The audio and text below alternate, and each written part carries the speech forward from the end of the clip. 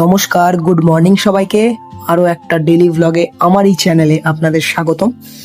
আমি প্রথমেই যে কাজটা করি, সকালবেলা ঘুম থেকে উঠে ফ্রেশ হয়ে ছাতু মুড়ি খেয়ে পড়ানোর জন্য বেরিয়ে যাই। এই হচ্ছে আমার সাইকেল, যেটাতে করে আমি পড়াতে যাই। তো আজকে হচ্ছে সোমবার, 22 তারিখ জুন মাসের। তো প্রথমে ছিল সকালবেলায় একটা পড়ানো, তো সেটার জন্য আমি বাড়ির থেকে সাইকেল নিয়ে বেরিয়ে যাই। তো আমাদের রাস্তাঘাটের অবস্থা দেখছি খুবই ভালো।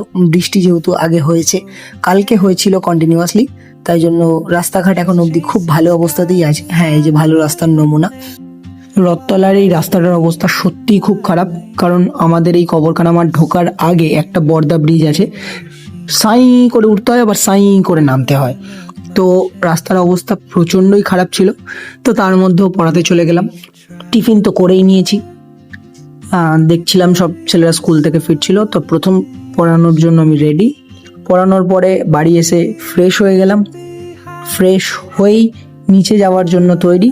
আর নিচে গিয়েই দেখি কে যেন প্রসাদ দিয়ে গেছে, সাবু। তা মা সেটা মাখছিল, সাবু মাখা খেয়ে নেওয়ার পরেই বাবা চ্যালেঞ্জ দিয়েছিল যে আমি নাকি ছুরি দিয়ে ডাব কাটতে পারবো না, আর বাবাকে সেই ডাবের জল দিতে পারবো না। তা চ্যালেঞ্জ নিতে আমার বরাবরই ভাল লাগে। আমি কেটে দেখিয়েছি, আর তারপরে ওটা দা দিয়ে কেটে লেউতিও বার করে দিয়েছি। এরপরে দুপুরবেলায় খাওয়ার টাইম হয়ে গেছে। ইলিশ মাছ ছিল আজকে মেনুতে, ইলিশ মাছ দিয়ে ভাত খেয়ে নিয়েছি। ইলিশ মাছ আমার সব থেকে পছন্দের একটা মাছ। তো খাওয়া দাওয়া করে একটুখানি রেস্ট নিয়েই বেরিয়ে পড়েছি আমার আরেকটা পড়ানোর উদ্দেশ্যে। সেটা ছিল ভাটপাড়ায়। তো এই ব্রিজটা তো সকলেই চেনো, যারা যারা কাকিনাড়া, নৈহাটি এবং জগদ্দলের মানুষ আছো, তারা অবশ্যই এই ব্রিজটাকে ভালোভাবেই চেনো। এবার তোমরা আমাকে কমেন্টে বলো যে এই রাস্তাটা কোথায় যাচ্ছে, আর এই রাস্তাটা কারা কারা চেনো। কমেন্টে অবশ্যই জানিও যে এই রাস্তাটা কোথাকার রাস্তা।